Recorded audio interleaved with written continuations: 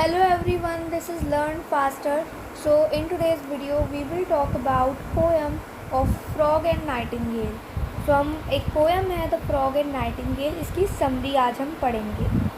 So शुरू करते हैं.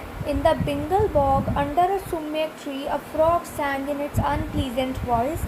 All the creatures in the bog hated its harsh sound. They tried using different ways, requests, sticks, stones, insults and complaints, but the frog could not be stopped.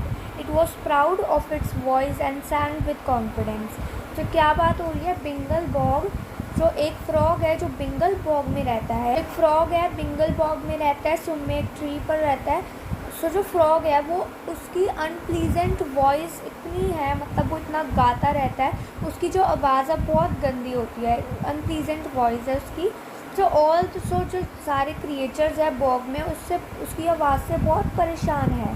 उन्होंने उससे request की, stick मारी, उसे बहुत stones फेंके, उसकी insult की, complaint की कि तुम्हारी इतनी गंदी आवाज़ है फिर भी तुम पूरा दिन गाते रहते हो. सो फ्रॉग अपने कॉन्फिडेंस में रहता है, वो स्टॉप नहीं होता, वो गाता रहता है. तो उसे अपनी वॉइस पे बहुत प्राउड था और वो कॉन्फिडेंस से गाता है. सो फर्स्ट अब यहाँ पे क्या होता है, नाइटिंगेल की एंट्री होती है. अब फ्रॉग तो गाता रहता है, सो नाइटिंगेल की एंट्री होती है. One night when the sky was lit with the moon light a melodious nightingale sat on the sumac tree and sang beautifully.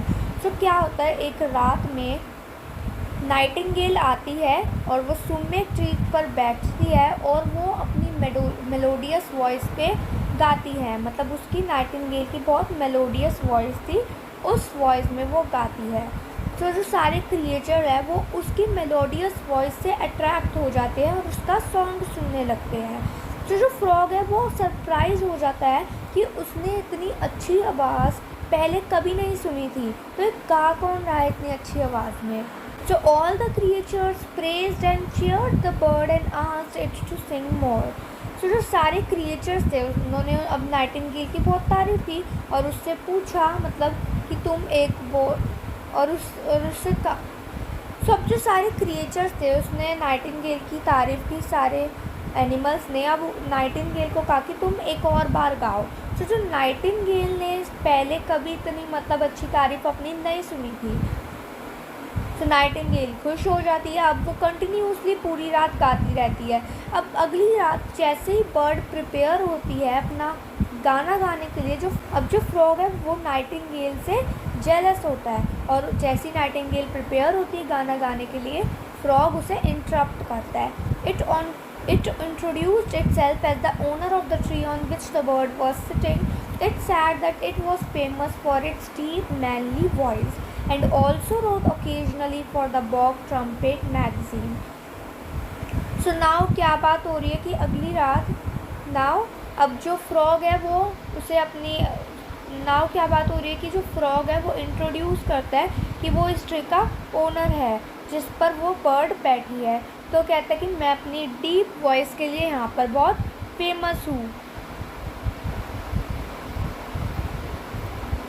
So next, सब जो क्लेवर फ्रॉग था वो नाइटिंगेल को अपनी बातों में ट्रैप कर लेता है. The frog told the nightingale that her song was not bad but pointed out that it was too long and lagged for.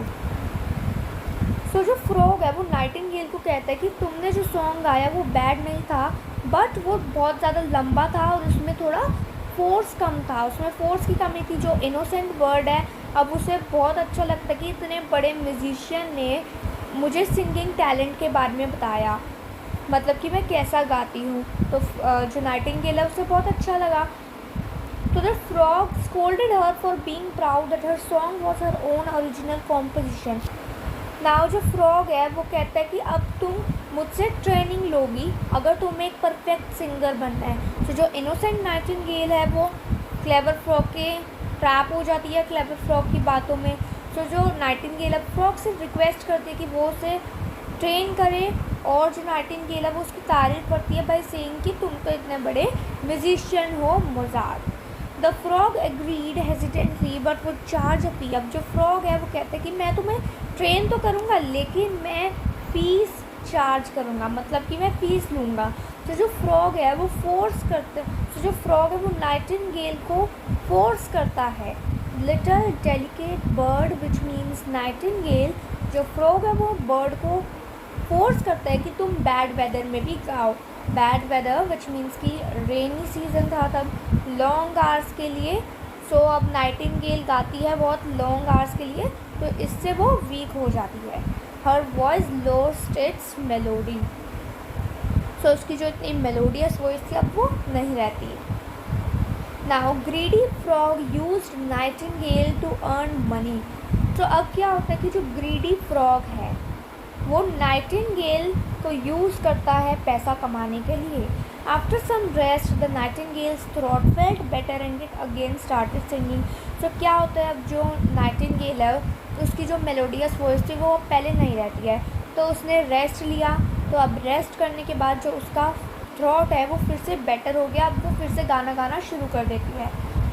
तो अब बहुत सारा बड़ा क्राउड था और उसकी मेलोडियस वॉइस को सुनने के लिए आया। तो जो ग्रीडी फ्रॉग है वो क्या करता है, वो फिर से फीस लेने के लिए शुरू हो जाता है, फिर से फीस लेता है एनिमल्स वगैरह से। बहुत सारा क्राउड था तब। नाउ अब इतना बड़ा रॉयल क्राउड आया था नाइटिंगेल का गाना सुनने के लिए, और भी सारे एनिमल्स थे from distant places, which means कि दूर दूर से एनिमल्स आ रहे थे। रॉयल क्राउड था बहुत, जिन्होंने नाइटिंगेल का कंसर्ट अटेंड किया। तो जो फ्रॉग है वो बहुत ही हैप्पी था कि एक तरफ से उसे बहुत सारा पैसा मिल रहा है, मतलब वो अर्न कर रहा है, और दूसरी तरफ से वो जेलस भी था नाइटिंगेल से, कि तब वो जेलस होता है। As the frog became greedy for more money it would scold the poor bird, force it to practise more and pointed out mistakes in its singing technique. तो जो फ्रॉग है वो अब लालची हो जाता है मनी के लिए। अब जो पुअर बर्ड है उसे डांटता है कि तुम बहुत ज़्यादा प्रैक्टिस करो, और उसकी मिस्टेक्स बताने लगता है।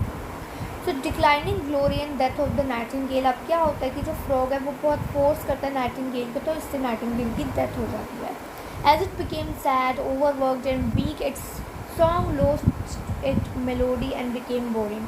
सो क्या होता है कि अब जो नाइटिंगेल है वो थोड़ी सैड हो जाती है कि उसे इतना ज़्यादा काम करना पड़ रहा है, मतलब इतना ज़्यादा गाना गाना पड़ रहा है, और वो वीक हो जाती है। तो अब जो उसकी सॉन्ग है वो उसकी मेलोडी वॉइस नहीं रहती है, और वो बोरिंग हो जाता है उसका गाना।